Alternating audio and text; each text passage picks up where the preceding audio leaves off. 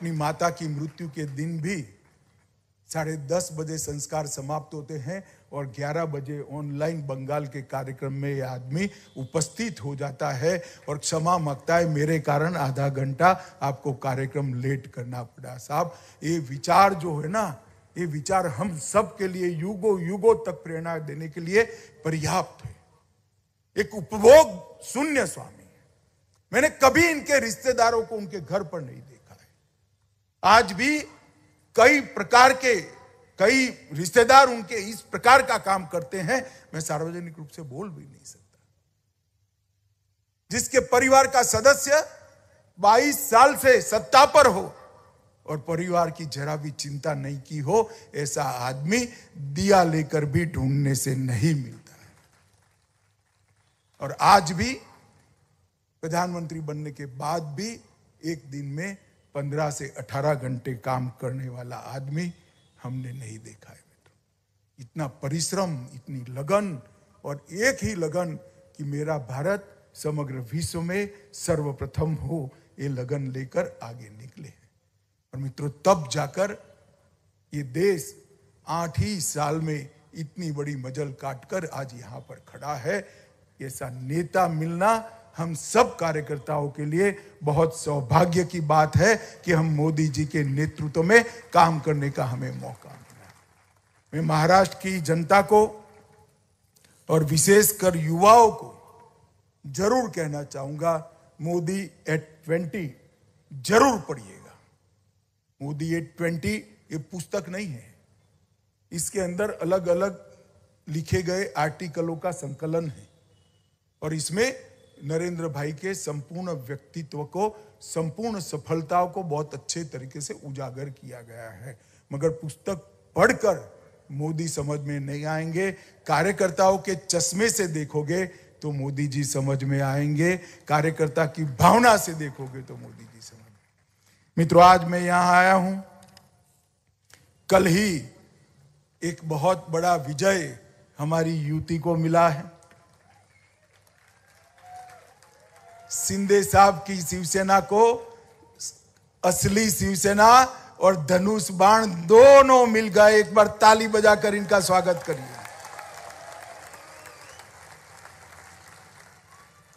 और जो लोग झूठ के आधार पर हुंकार भरते थे, उन लोगों को आज मालूम पड़ गया है सत्य किसके साथ है।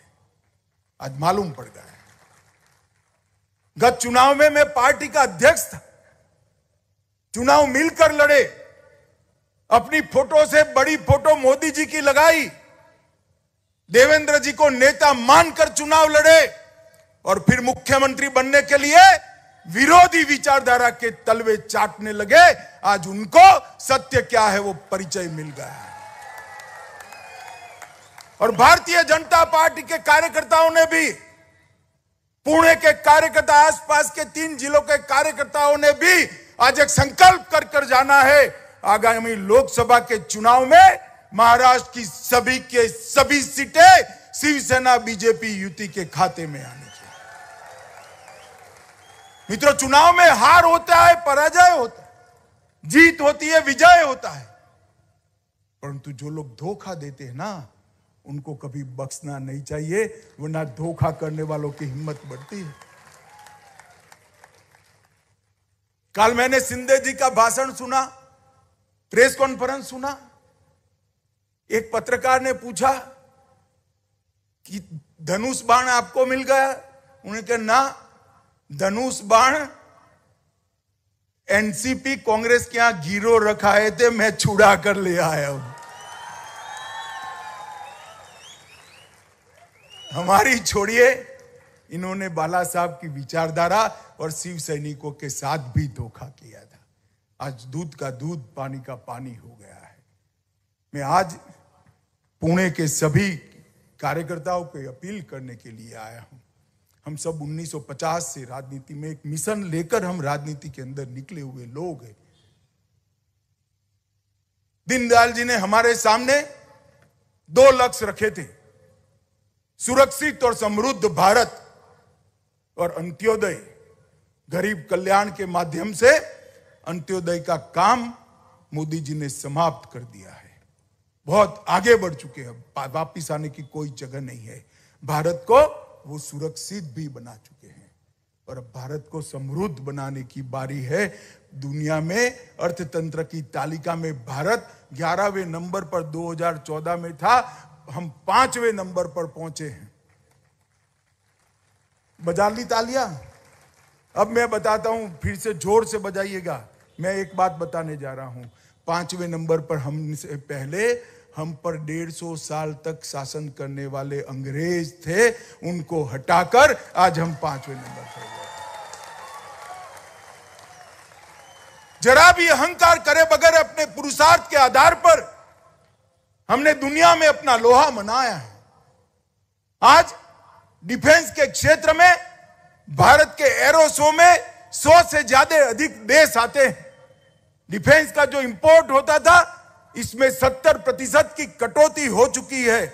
और जो लोग कहते थे धारा 370 हटाओगे तो कश्मीर में खून की नदियां बह जाएगी, यही कांग्रेस एनसी वाले कहते थे। आज इनको जवाब मिल गया है, खून की नदियां छोड़िए, किसी की पत्थर चलाने की हिम्मत नहीं है भाई, पत्थर चलाना। नॉर्थ ईस्ट के अंदर विकास के आधार पर मोदी जी ने इंसर्जेंसी को समाप्त कर दिया है। वामपंथी उग्रवाद क्षेत्र के अंदर लगभग देश को मुक्ति दिलाने के कगार पर पहुंचे। महाराष्ट्र, मध्य प्रदेश, झारखंड, बिहार, ये 4 राज्य पूर्णतः मुक्त हो चुके हैं। छत्तीसगढ़ बाकी है, थोड़ा आंध्र तेलंगाना के एक तालुका बाकी है और उड़ीसा में भी एक तालुका बाकी है। मुझे भरोसा है कि 2 साल में ये भी समाप्त हो जाएगी। मित्रों, बहुत बड़ी उपलब्धि, जिस लक्ष्य को लेकर हम 50 साल पहले निकले थे, वो लक्ष्य की परिपूर्ति ये 9 साल के अंदर हमारे नेता नरेंद्र मोदी जी ने की है।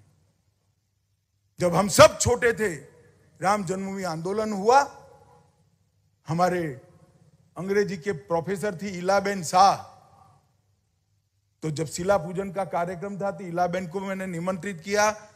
मैं को पूजन तो मैं कर देती हूं, मगर मेरा भूत भी राम मंदिर नहीं देख पाएगा। जब भूमि पूजन हुआ तो 85 साल की इलाबेन का फोन आया, अमित भाई साच अर्थ में राम मंदिर बनने की शुरुआत हो गई है। कोई नहीं मानता था, धारा 370 हटे, कोई नहीं मानता था। ट्रिपल तलाक समाप्त हो, कोई नहीं मानता था। सीएए इस देश में आए, कोई नहीं मानता था। इस देश के अंदर भाजपा की सरकार है, कॉमन सिविल कोड बनाने की दिशा में आगे जाए, कोई नहीं मानता था। सारे हमारे वैचारिक आधार को पूर्ण करने का काम नरेंद्र मोदी जी ने किया है, भारतीय जनता पार्टी ने किया है। मगर अभी भी मिशन अधूरा है।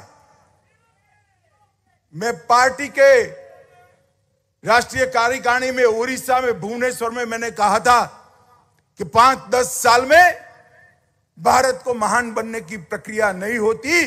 30 साल तक पंचायत से लेकर पार्लियामेंट तक भारतीय जनता पार्टी आती है, तभी भारत माता को विश्व गुरु के स्थान पर हम बैठा हुआ देख सकते हैं। मित्रों, हमारे सामने एक लक्ष्य है, इस देश को हर क्षेत्र के अंदर सर्वप्रथम करना, दुनिया में सर्वप्रथम करना। वो लक्ष्य की परिपूर्ति के लिए हम राजनीति में आए हैं। किसी की तरह सत्ता प्राप्त करने के लिए पिताजी के सिद्धांतों, पार्टी के सिद्धांतों और पार्टी के कार्यकर्ता को धोखा देकर मुख्यमंत्री बनने के लिए हम नहीं आए।